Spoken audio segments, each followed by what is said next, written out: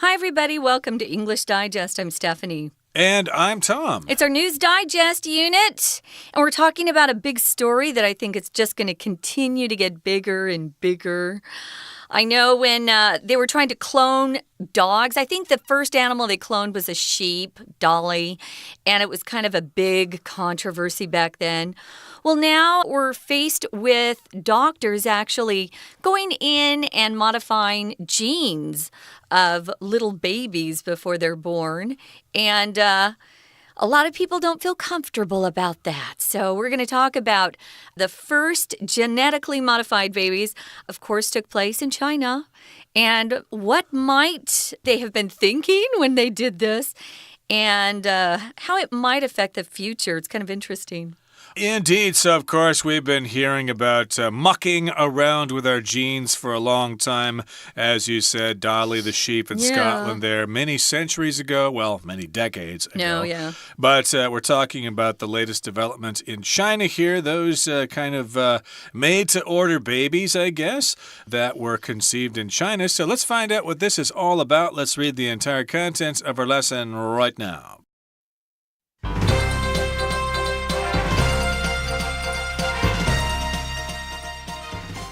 A scientist in Shenzhen, China, claims to have created the world's first genetically modified babies, which were born in late 2018. Dr. He Jiankui, formerly of Southern University of Science and Technology, said that the twin girls were born healthy after being genetically modified as embryos.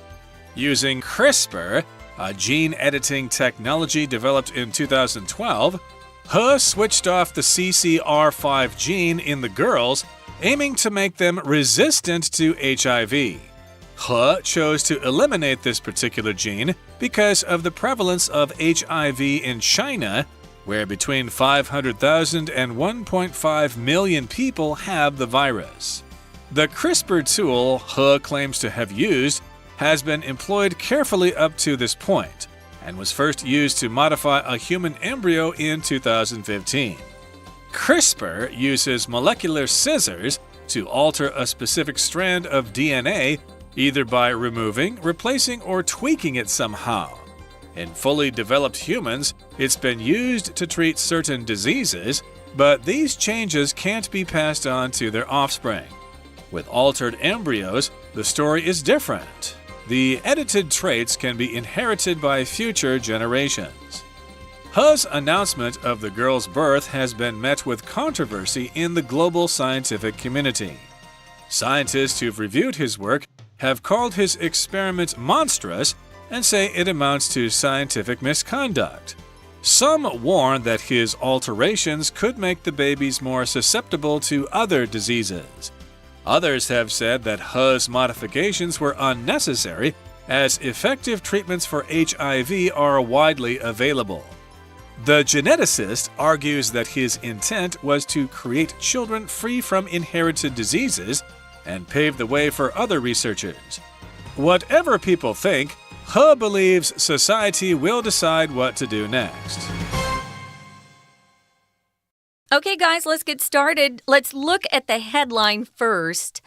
As you all know, if you're reading a newspaper or even watching the news, they'll often have a headline, kind of grabs your attention. It's not a complete sentence, and so there will be words missing. So, world's first genetically modified babies stir controversy in science. So we talked about how they're now modifying or altering genes that these babies have before they're born. And a lot of people are pretty worried about where this is going to lead. So I can see why it's a controversy. When you have a topic that a lot of people disagree on, and it can get very heated, like abortion is a very heated discussion between people who think it's okay to kill babies and not to kill babies. It can be very, very tough to have a conversation with people on the other side, you could say. So a controversy is just kind of a long public disagreement, discussion about something where a lot of people are on very different sides of the issue, and this is stirring controversy. We use stir a lot when we talk about things kind of getting out of control, stir something up. I have a little brother that was always trying to stir up trouble. So he'd walk around and kind of just tap his sisters. He wouldn't hurt us. He'd just kind of flip us with his hand to see if we'd react. He was trying to stir up trouble.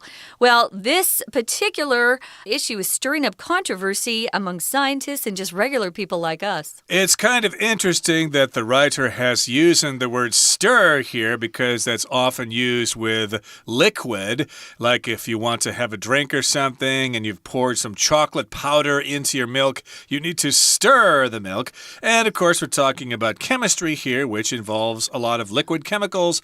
So indeed, we're stirring controversy or causing controversy in science, bringing it about, controversy. And just in case you wanted to know, the adjective form of this is controversial. This is a very controversial subject. Now, it is correct to say controversial. I don't actually use that pronunciation, but it is correct. I've never heard that before. Both of us use controversial. But in any case, let's take a look at the first sentence here. It says, a scientist in Shenzhen, China, claims to have created the world's first GM babies, or genetically modified babies, which were born in late 2018, which was just a couple of months ago. Sure was. I remember reading about it in the news. I was pretty shocked. I thought we had decided to not go in that direction, but, every country has their freedom to do what they want. We can all get together and discuss it, but they decided to go ahead and try this in Shenzhen, China. So there was a scientist, and he claims, or says, if you claim, you say something is true. You may not have the evidence yet, but you can state this. He claims to have created the world's first genetically modified babies, and they were born in late 2018. The end of the year, I remember when the story came out, it was really a big deal. His name's Dr. He Jiankui, and he used to teach or be a professor at the Southern University of Science and Technology. When you see that word formally, guys, it's something someone used to do, maybe a position they held or some job they had. You'll also see ex if you're talking about a spouse. Oh, he's my ex-husband. She's my ex-wife. You're now divorced, but you used to be married. So you could also use this with boyfriend, girlfriend. Oh, he's my former boyfriend, which means you're no longer dating. You've moved on to other people. So he said that the twin girls that he modified their genes on were born healthy after being genetically modified as embryos. An embryo is a baby or offspring of an animal. Usually up to 8 weeks, we'll still call it an embryo.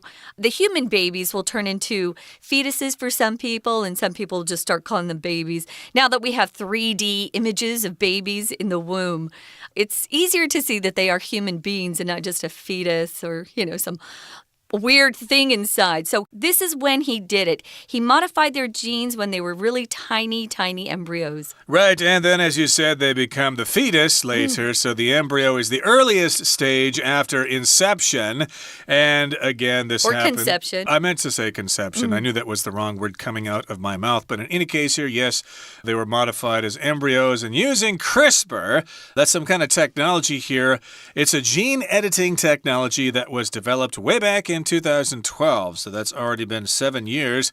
And Dr. He, switched off the CCR5 gene in the girls, aiming to make them resistant to HIV. So this is a kind of gene here. If you're into this sort of thing, if you've studied this, you know what CCR5 is. That's a kind of gene. And this was the gene in the twin girls here. And his aim or his goal was to make them resistant to HIV, which is the virus that causes AIDS. So here, resistant means that you're not willing to do something or you have some kind of resistance to something. We often say that old people are resistant to new ideas or they're resistant to technology. It took a while to teach my mother-in-law how to use a smartphone, for example, because she's resistant to new things. And in this particular case, they're resistant to HIV. Right. We were talking about this acronym CRISPR. As you can see, it actually stands for other words. Not that you necessarily need to know what it stands for, but it's clustered, regularly interspaced, short palindromic repeats. So it's a family of DNA sequences found in your genes. When I heard this, though, out loud, I thought CRISPR sounds like you're making French fries, in a hot fryer. But yeah, they use this CRISPR, which is the technology that was developed way back in 2012. And what he did is he switched off the CCR5 gene in the girls, making them resistant, as Tom said, to HIV. He chose to eliminate this particular gene because of the prevalence of HIV in China. I didn't realize they had so much HIV in China, where between 500,000 and 1.5 million people have the virus. You have to have the virus first. If you don't control it at that point, then it turns into full-blown AIDS, which is really tough to go through. Although we do have medicine these days that can really control it, not prevent it, but once you get it, you have it, but they can help you live a good quality of life. When you're talking about the prevalence of something, you're talking about how much there is of that thing out there. And there's quite a bit of HIV in China, which isn't, I guess these numbers aren't that high because they have so many people in China. Just their population is so high. Yeah, I think the actual rates or the ratios in the West are higher, but still this is an alarming figure. And of course, they're trying to get HIV under control in China here. And prevalence, again, as you said, is how much of the thing there is, how widespread it is. And I should say that the adjective of this noun here is prevalent. We could say that HIV is prevalent in the United States, for example. So here, of course, we're talking about the prevalence of HIV in China. And yeah, quite a few people actually have this virus. You know something? That's about the halfway point in today's lesson. So let's take a little bit of a break. Stay tuned. We'll be right back. Hello everyone, my name is Tina. 我们从今天第一段的第一个句子开始看起。A scientist in Shenzhen, China, claims to have created the world's first genetically modified babies, which were born in late 2018. 在这里看到的是一位中国深圳的科学家，他声称 to have created 代表他已经创造出来世界上第一对基因改造的婴儿。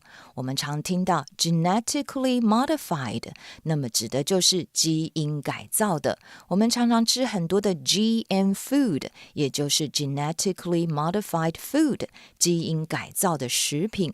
而呢，这个科学家他呢创造出第一对基因改造的婴儿，就在2018的年底出生了。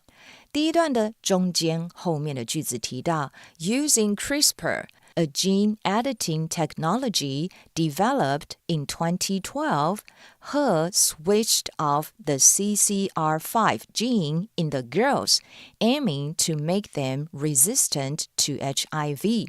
而这对双胞胎呢，是贺建奎这个科学家使用西元2012年开发的基因编辑技术，来关闭了女孩体内的 CCR5 的基因。那目的 aiming to， 他呢就在想要让他们是对艾滋病毒免疫的。我们来看这个形容词 resistant。resistant 代表这是对什么有抵抗力的。比如说 the infection is resistant to penicillin， 也就是说这种感染呢是抗青霉素的。我们常常说东西是耐热的，也可以说它是 heat resistant， 或者是防锈的，我们就可以说 rust resistant。如果说它是防水的，你也可以说 water resistant。 We're going to take a quick break. Stay tuned. We'll be right back.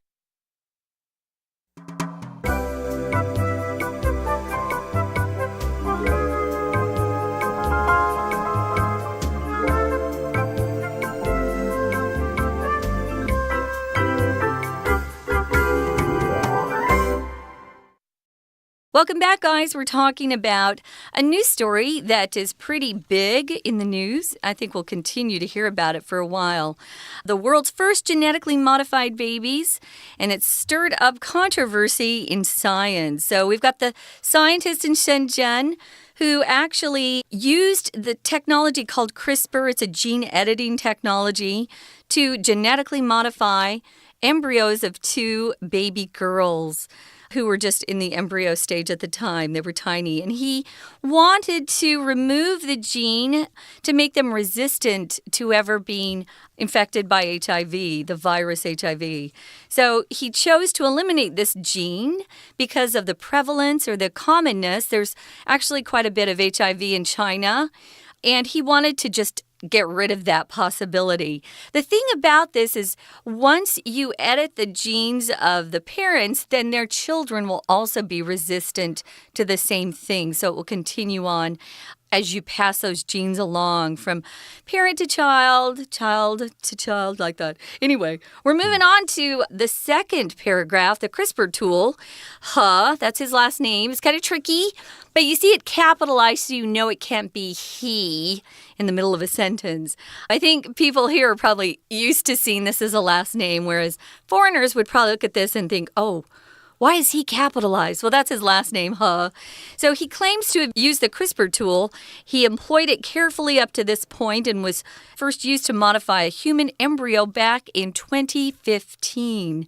So that's when they first started using this. You're going to see a lot of similar terms in this article. I noticed we have a lot of alter, alterations, modify, modifications, to make little changes to things, hopefully to improve things. Indeed. So, of course, this is the doctor here, He Jiankui. And yes, indeed, it was first used to modify an embryo way back in 2015. CRISPR uses molecular scissors to alter a specific strand of DNA, either by removing, replacing, or tweaking it somehow. So, again, we've got CRISPR here, that technology. You gave us the definition of that word earlier in the program. We're not going to give it to you again. If you missed it the first time, too bad. You're going to have to rewind the tape and listen to it again. But in any case, if we talk about something being molecular, that means it has to do with molecules. Of course, at the very basic foundation of chemistry is the atom, hydrogen, oxygen, etc.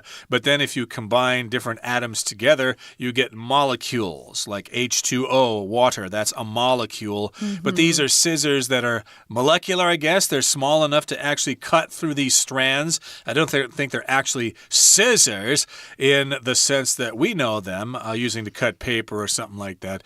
But this must be some kind of chemical formula or something that alters this strand of DNA. So to alter something means to kind of make a change to it, like you would alter your suit if you get too fat and you need to let it out a couple of inches. Yeah, I just wanted to mention when you see those quotation marks around a term, could be a couple of words or even one word, means it's not really that thing, but it's kind of behaving like that thing.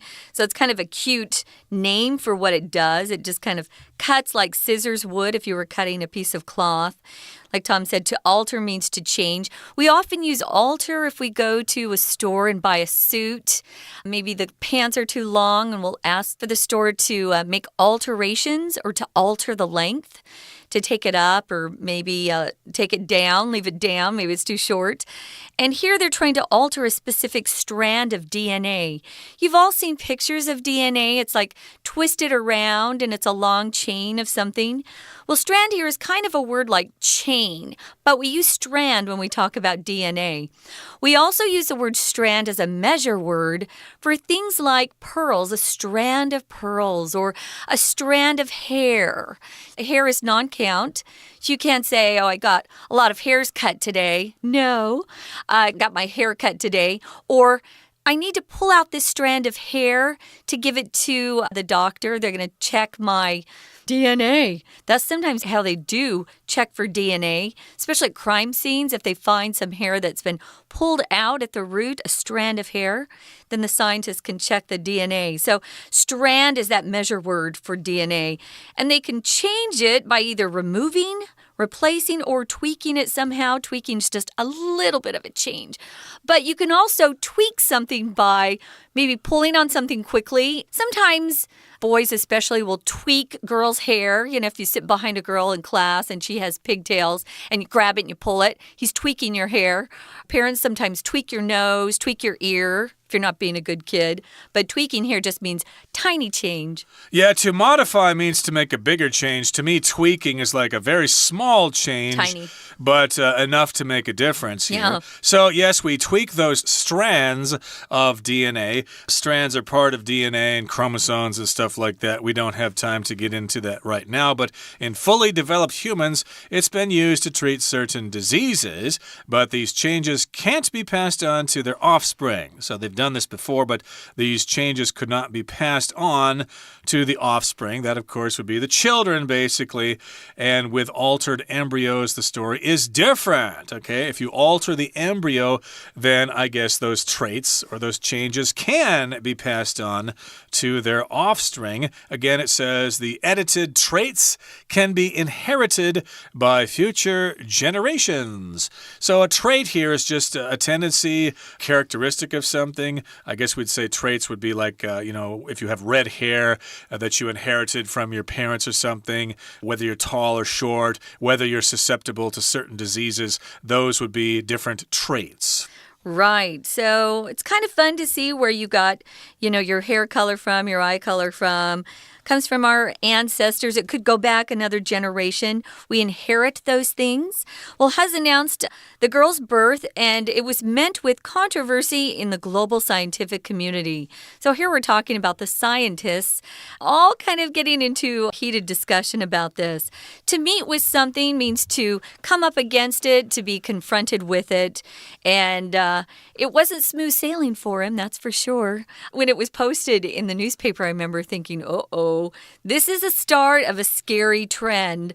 So scientists who've reviewed his work have called his experiment monstrous, like he's a monster. So monstrous is the adjective form of the noun monster, and say it amounts to, or if you look at it in a whole, it amounts to scientific misconduct. Misconduct is bad behavior. You're not behaving correctly. So some warn, and this is probably some scientists warn that his alterations could make the babies more susceptible or more easily infected by other diseases. Sometimes when we make one change, we don't understand how that's going to affect things down the road, and that's what this scientist or some of the scientists were worried about. Susceptible. If you're susceptible, you're at risk for getting something, or you're at more risk, of course.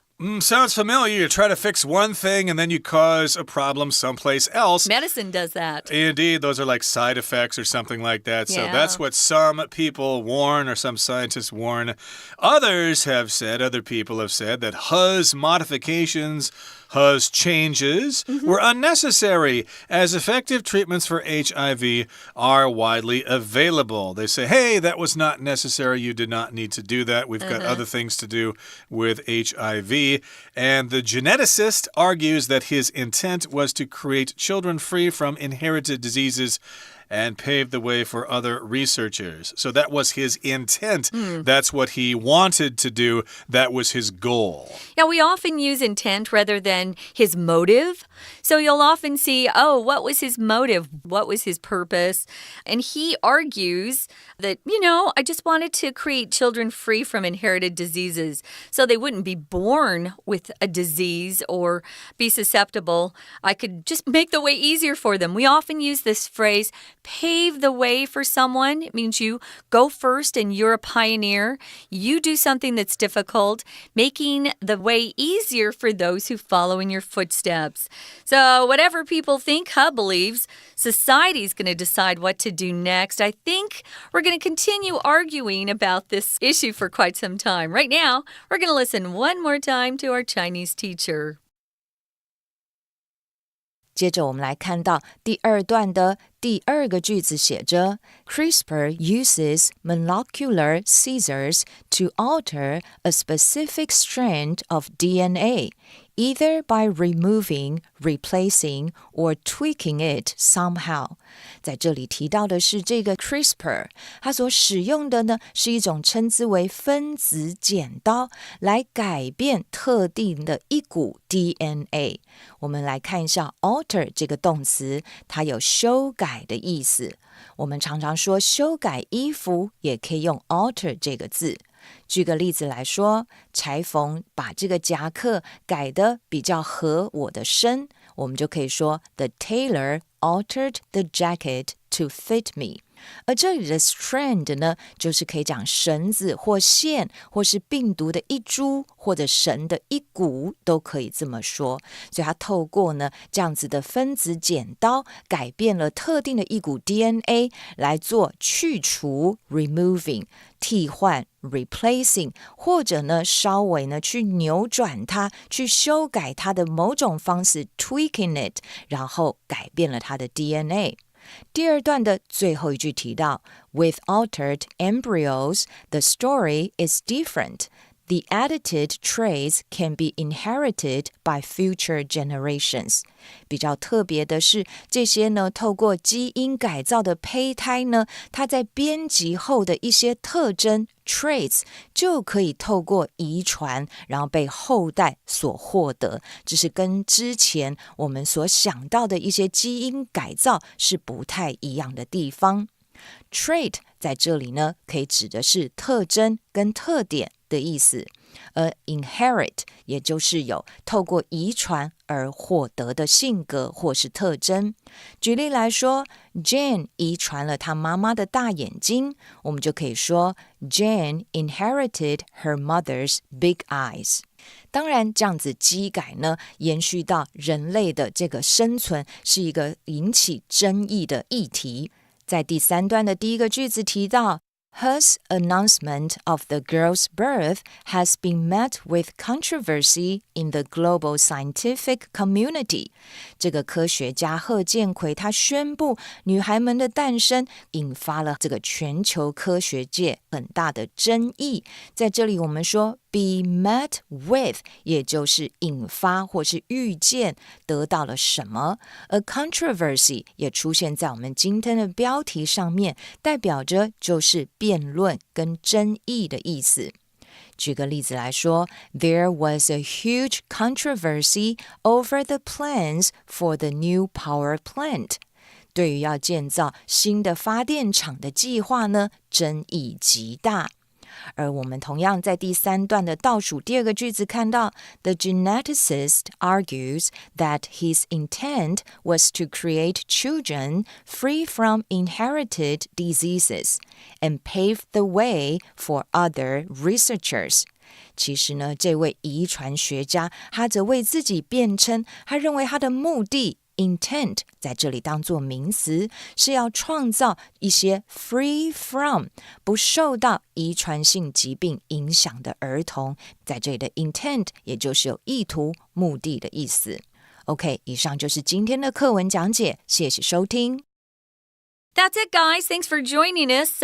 We hope you will stay tuned for more English Digest programs, and we hope that today's lesson will help you understand the news when you read it in English a little bit better. For English Digest, I'm Stephanie. I'm Tom. Goodbye. Bye.